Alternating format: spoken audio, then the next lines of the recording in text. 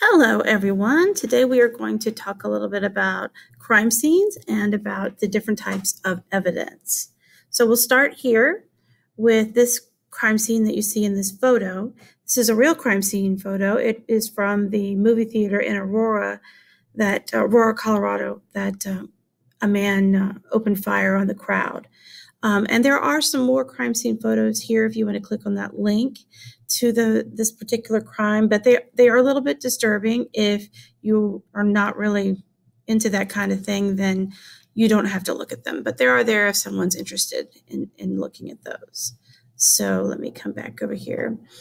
So the goal of a crime scene investigation is to recognize the evidence. That's the first thing you have to do, is make sure that you know what's evidence and what is not evidence.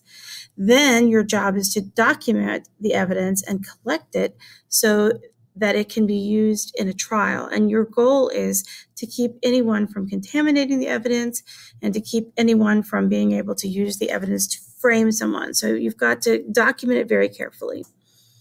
The Locard exchange is it's kind of like a basic tenet of forensics. It's the basic idea. And this guy, his name is Dr. Edmund Locard, and he's the first one to say that when you come in contact with someone, you leave a trace and you pick up a trace. So the idea that every criminal leaves traces of himself or herself beyond at the scene is basically his idea. He's the one who said, if the criminal's been there, there's some kind of trace evidence there that we can connect to him. So, and here's Sherlock Holmes. I guess that he was the Sherlock Holmes of France when he came up with this idea. So whenever two objects come in contact with one another, a cross transfer occurs. Evidence changes hands, I guess. Not really hands, but they change from one person to another. So I could pick up fibers from a criminal. I could pick up a hair, and I could leave my hair or cells behind that have DNA. This is a quote by Edmund Locard that really explains the Locard exchange principle in detail. So I'm going to read it to you. Wherever he steps, whatever he touches, whatever he leaves, ever unconsciously, will serve as a silent witness against him. Not only his fingerprints or footprints, but his hair, the fibers from his clothes, the glass he breaks, the tool marks he leaves, the paint he scratches, the blood or semen he deposits or collects. All of these and more bear mute witness against him. This is the evidence that does not forget. It is not confused by the excitement of the moment.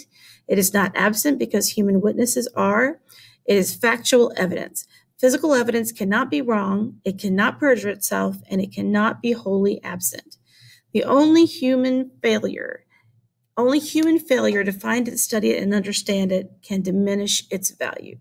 So basically what he's saying there is that the physical evidence does not lie. It tells the truth of what happened during that crime. Humans, however, if they don't recognize it as evidence, or if they don't collect it properly, or if they don't understand the crime properly, then in that case, the physical evidence is not as valuable. So crime scene investigation, very, very important. There are two types of evidence: direct evidence and circumstantial evidence. And I'm sure you've heard those terms when you're watching your favorite detective show.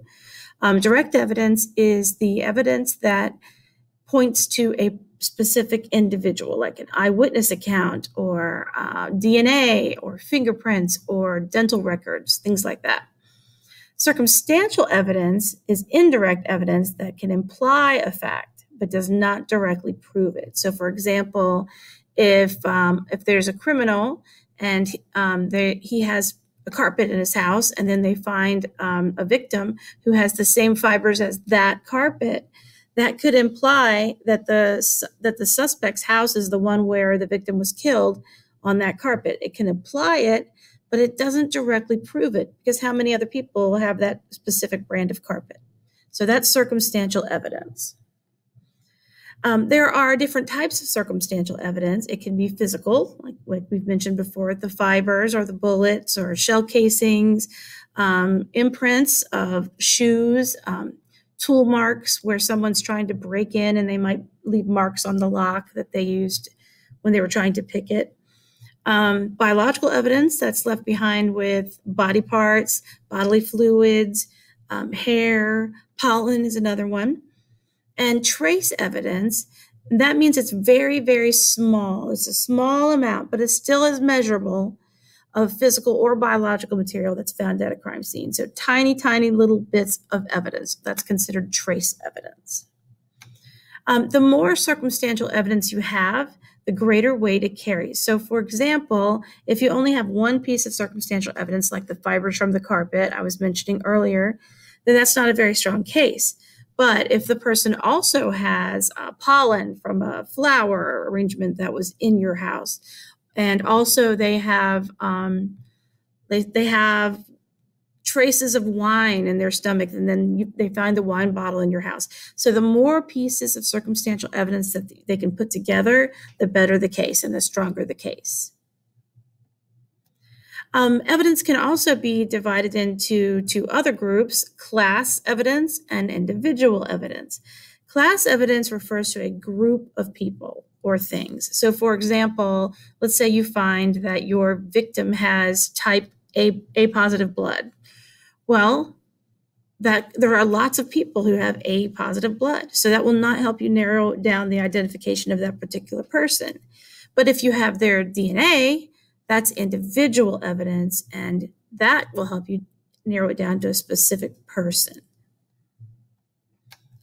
Class evidence can sometimes sort of become individual evidence if it is unique in some way. So like the example here in this picture is this person's genes and the wear pattern on the person's genes. So if they have a picture and they're trying to identify who is wearing those jeans, they can match up the hair patterns on the jeans with the picture. So they kind of have become individual evidence, even though everybody has genes. But this is a special pair.